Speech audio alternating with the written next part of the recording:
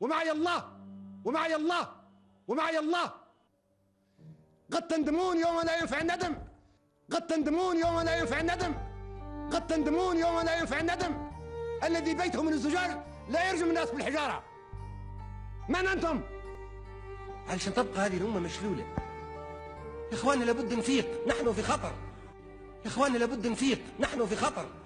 ولن يتوانوا في تدميركم إذا وجدوا فيكم ضعفا، إذا وجدوا فيكم ثغرة، لا يراعوا فيكم إلا ولا ذمة. لأن هذا العالم لا يعترف بالحق، لأن هذا العالم لا يعترف بالحق.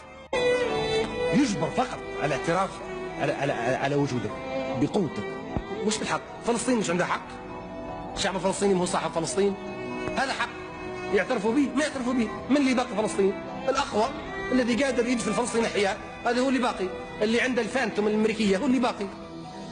وهذا العالم اللي يخدعكم ويقول لكم عالم متمدين، هذا عالم همجي بربري متخلف منحط.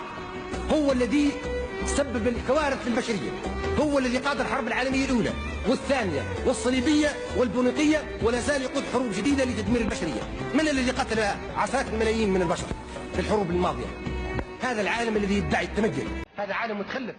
ولن يتوانوا في تدميركم إذا وجدوا فيكم ضعفا، إذا وجدوا فيكم ثغرة، لا يراعوا فيكم إلا ولا ذمة.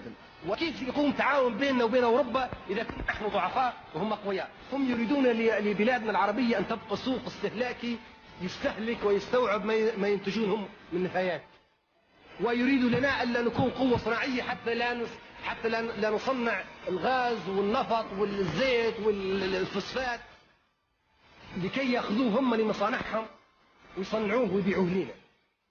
هم يبغونها احنا سوق استهلاكي ومنطقة مناورات، ولما تقوم حروب دولية يبغوا هم يرعوا يدهم على هذه المنطقة لكي يسيطروا على مضيق جبل طارق وعلى خليج سرت وعلى باب المندب وعلى قناة السويس وعلى مضيق هرمز.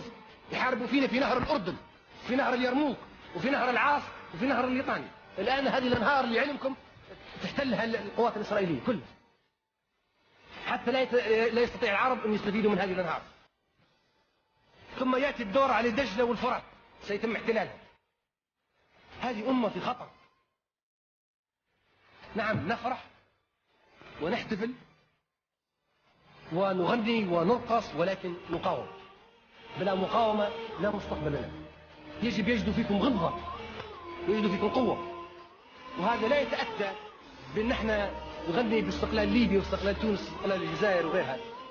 هذا يتأتى بالوحدة،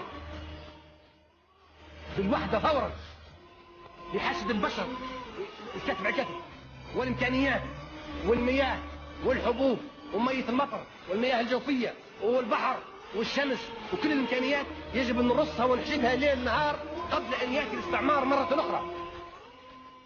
أي توجه غير هذا مهلكة، تضييع للوقت وخداع. أي توجه غير التوجه الوحدوي الجاد والفوري بدون تردد وبدون خوف هي خيانة لمستقبل الأمة العربية وخيانة للأجيال القادمة.